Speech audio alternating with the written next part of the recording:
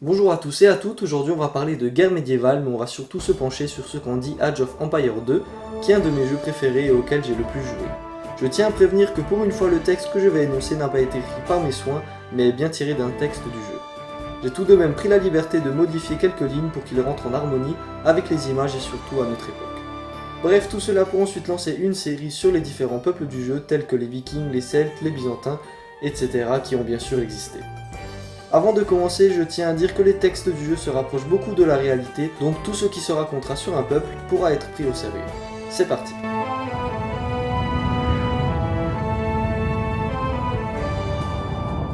La vision traditionnelle de la guerre au Moyen-Âge en Europe était empreinte de l'image du chevalier dominant le champ de bataille médiéval entre 800 et 1400. Ces chevaliers étaient enserrés dans leurs armures et dotés de lances écartant, embrochant et abattant les troupes à pied qu'ils trouvaient sur leur chemin avant de s'affronter entre eux pour décider du sort de la bataille. Mais l'ère des chevaliers prit fin lorsque l'infanterie, grâce à des nouvelles armes, les armes à feu et la renaissance d'anciennes pratiques, telles que les formations de soldats armés de piques, réussit à reconquérir une position dominante sur les champs de bataille.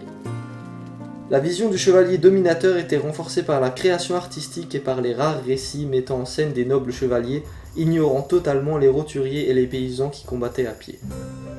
Ainsi, l'imagerie du chevalier, maître du champ de bataille et d'une guerre réduite à des charges de cavalerie ne reflète pas la réalité. Les troupes à pied étaient un élément important de toutes les armées du Moyen-Âge. Elles combattaient au corps à corps et se servaient d'armes de jet, diverses sortes d'arcs et plus tard des armes à feu. Pendant les sièges de châteaux, voire des villes fortifiées, ces fantassins jouaient un rôle essentiel dans les deux camps.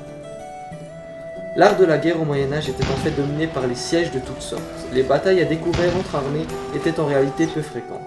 Les armées se livraient plutôt des sortes de grandes parties d'échecs, prenant châteaux et grandes villes, et évitant tout engagement pouvant entraîner des pertes importantes. Lorsqu'une bataille rangée avait toutefois lieu, la puissance des chevaliers pouvait effectivement avoir des effets dévastateurs. Si une charge déterminée de la cavalerie lourde pouvait s'avérer décisive, la victoire revenait cependant beaucoup plus sûrement à celui des deux camps, sachant utiliser au mieux ces trois corps d'armée. L'infanterie, les troupes armées d'armes de jet et la cavalerie. Il ne faut pas non plus négliger d'autres facteurs qui ont toujours pesé sur l'issue des batailles, à savoir un usage intelligent du terrain, le souci de maintenir le moral des troupes, mais aussi le commandement, la discipline, la tactique et toutes les actions dictées par les chefs de guerre. Voilà, c'est fini. Avant de partir, je vous invite à partager la vidéo si elle vous a plu et à vous abonner pour ne pas rater la suite. En effet, c'était court, mais comme dit, c'était une introduction à la série. Dans les autres vidéos, nous parlerons plus précisément de chaque civilisation comme les Vikings, les Francs, etc. ou encore de méthodes de siège, d'âge impérial et bien d'autres. Merci d'avoir suivi jusqu'au bout et à bientôt.